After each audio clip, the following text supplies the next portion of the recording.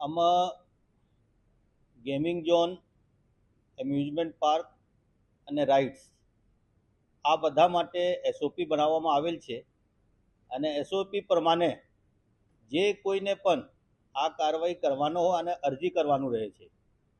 અરજી કર્યા બાદ આ માટે એક સેફટી અને ઇન્સ્પેક્શન કમિટીને ગઠન કરવામાં આવેલ છે. જે કમિટીમાં જુદા જુદા ખાતાઓના અધિકારીઓ છે. આ અરજી ત્યાં મોકલવામાં આવે છે અને આ લોકો બધું પાસાઓને અભ્યાસ કરીને એસઓપી મુજબ જો કાર્યવાહી થતા હોય તો આમાંથી એનઓસી આપે. એનઓસી આપ્યા બાદ સીપી ઓફિસ તરફથી સત્તા જે પાસે જે હશે આ અધિકારી દ્વારા આને મંજૂરી આપવામાં આવશે અને પછી રાઇડ્સ ચાલુ થઈ શકે. અત્યાર સુધીમાં જે પ્રાઇવેટ મેળાવાળા છે આ લોકો તરફથી 4 અરજીઓ આવ્યા છે અને એક બાલ ભવનમાંથી અરજી આવ્યા છે. જે લોકમેળા અહીંયા થઈ રહ્યા છે આમાંથી એક પણ અરજી અત્યાર સુધી આવ્યા નથી. હજી પણ આ લોકો અરજી કરી શકે છે. લાયસન્સ બ્રાન્ચ સીપી ઓફિસના જે છે આને અને કંટ્રોલ રૂમ 24 કલાક મારા ચાલુ રહે છે. ગમે તે સમયે આ લોકો આવીને અરજી આપીને જઈ શકે.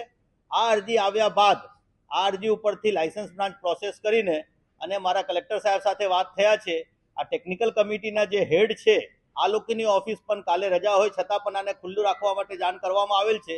તો આ લોકો ઓફિસ કાલે ખુલ્લા રાખશે અને પછી આ અરજી અમે ત્યાં ફોરવર્ડ કરશું અને આ લોકો પછી આને જે કંઈ એસઓપી પ્રમાણે કરવાનું હોય કરીને અને એનઓસી આપવા પાત્ર હશે તો એનઓસી આપશે અને આગળની કાર્યવાહી થશે.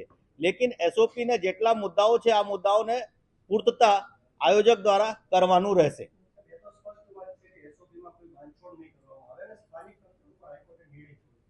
નહીં, એસઓપી એક વખત પબ્લિશ થઈ ગયા પછી આમાં બાંધછોડની કોઈ શક્યતા નથી.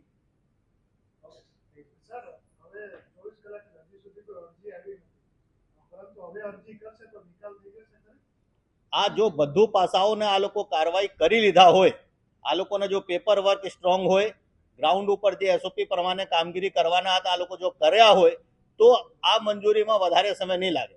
લેકિન જો કાર્યવાહી નહીં કર્યા હોય તો આ લોકોને કાર્યવાહી પહેલા પૂરા કરવા પડે તો જ પછી મંજૂરી મળે.